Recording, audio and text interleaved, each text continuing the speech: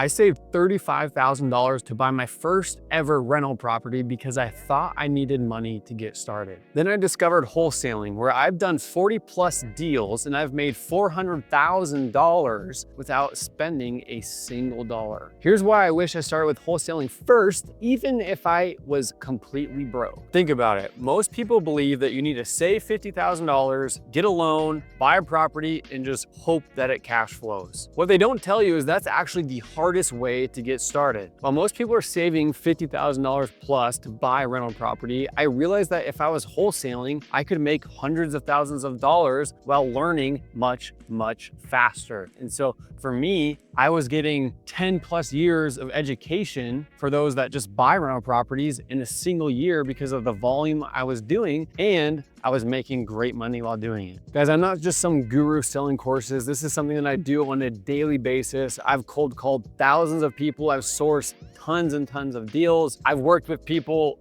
from every walk of life in the real estate investment space. I've worked with first-time home buyers, experienced seasoned investors, all because wholesaling taught me the ropes. Wholesaling taught me how to analyze properties, how to find the properties, how to negotiate the contracts, how to work with title companies, and how to understand what investors actually want in a deal. This has changed my career entirely. And the best part is, while I'm gaining all this education, I'm getting paid for it. So why is wholesaling the perfect way to get into real estate? It comes down to what I call the 3 pillars of real estate success. Pillar number 1, education without risk. In a wholesale deal, you're learning so much about, 1, the market, rehab costs, what a property is worth, and so much more. You're gaining experience and education while getting paid for it. Pillar number 2, network building. In a wholesale deal, you are working with investors who can become your mentors. You're working with real estate agents that are gonna send you tons of deals in the future. You're working with the title companies that you like. You're working with all the aspects of a team that are important when you start actually buying your own properties. So this is extremely important. While you're building that capital, once you're ready to start buying, you have all the network in place to do this at a high level. Pillar number 3 is capital generation. For every single wholesale deal that you do, you're putting money in your pocket for your next down payment, for marketing costs, for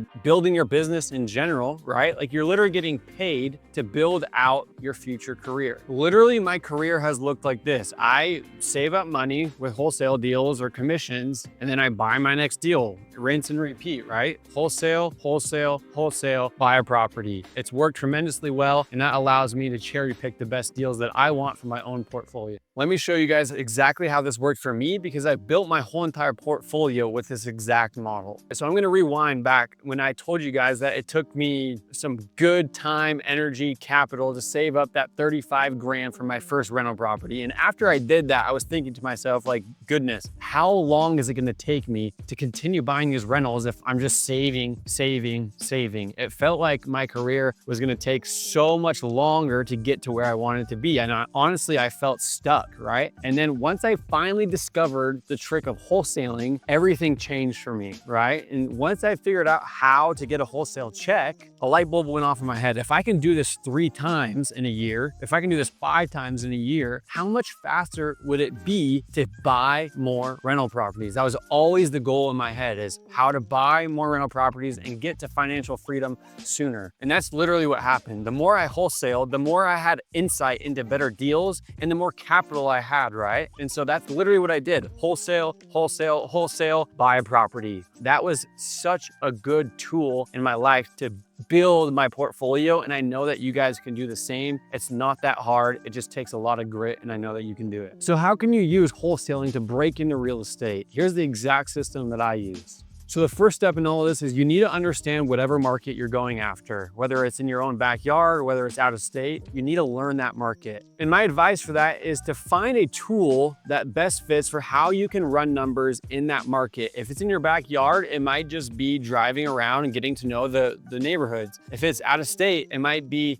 scrolling on Zillow. It might be PropStream, right? There's tons of tools that you can utilize to learn a market. If you're an agent, that makes this even easier. You can use the MLS to find sold data, to find what's active, what's under contract. You need to understand numbers in your market so that you can move forward in the wholesaling space. I'm not going to dive too deep into what makes a good deal because for the sake of this video, I want to keep it concise, but I do have other videos in my YouTube that will dive deep into that. So make sure you check those out. Step number 2 in this process is finding motivated sellers. Now that's obviously easier said than done, but I promise you can do it because I do this every single day. A tactic that's working well for me right now is calling on-market agents and figuring out their motivation levels. This has done insane for my business, especially on how much I get paid per hour of this. It's absolutely wild. Now, if you want to stay away from on-market properties, there's tons and tons of different marketing strategies that you can use direct to seller. You could do postcards, you could do managed cold callers, you could cold call yourself. There's so many different angles here, but the concept is you need to find motivated sellers. Step number 3 in this process is the conversation, right? Now, the key point in step number 3 is you need to find what works for the seller, not just what works for you. We're working towards a win-win, and if it's not a win-win, then it's time to walk. Now, here's my advice on this topic. I use this strategy every single day, and I know that you can use it too. When we are working with sellers, we are working towards a win-win, right? And I'm gonna break this into 2 different categories, the seller finance world and the value add, the flip world,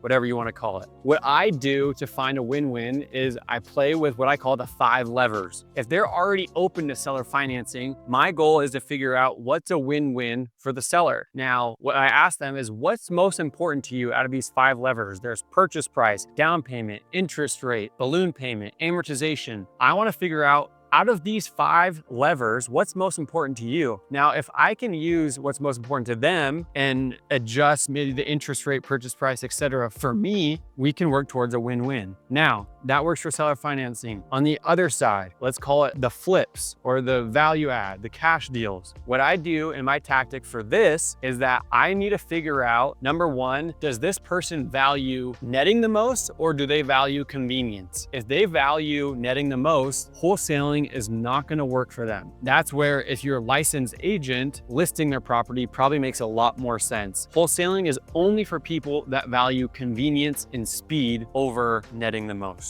Step number 4, getting it under contract. Now that we've found a win-win solution, and let's say we're verbal on terms, we got to get it under contract. Now, the biggest part in this contract is that we need to make sure that it is assignable, that we have permission to assign this piece of paper to an end buyer to collect a payment on. There's other nuances in this, especially if you're in different states. In Utah, we also need to make sure that we have permission to market this piece of paper. So when we're getting something under contract, we need to make sure that's assignable and we need to make sure we have permission to market it. And that's where we get to our next part. Step number 5 is finding the buyer. And in other words, we call this the disposition or dispo. When we have that contract that now we have permission to assign, we need to find a buyer, right? Now, in different markets, this can be easier or harder. If we are in the middle of COVID and we have a decent property, it's going to be pretty easy to dispo that. But if we're in a slower market like we are in today, it might be a little bit harder to dispo, might be easier to find the property, right? So it's kind of a slide based on what market we're in. My advice to you is when we're looking for a buyer is to really utilize your own network, call people, and then if you can't sell it in your own network, then that's when you start blasting it via email, via Facebook group, whatever it might entail. I know what you're thinking. Is this legal? Do I need a license? What if I can't find a buyer? Well, let's go through it.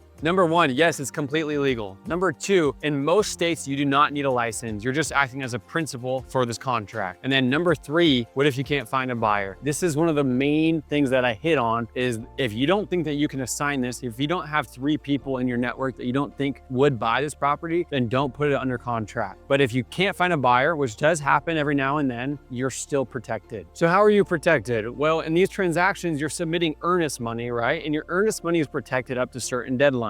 You can be straight up with the seller the whole entire time and say, hey, I couldn't find a buyer. I'm sorry. I did my best. You get your earnest money back and you go on to the next deal. All right, I've given you guys a lot of the what, but guess what? If you want to know more about the how to do this, how to find a buyer, how to find a seller, how to write a contract, I have so many of these free resources right here in my YouTube. Make sure you hit that subscribe and I'll see you on the next video.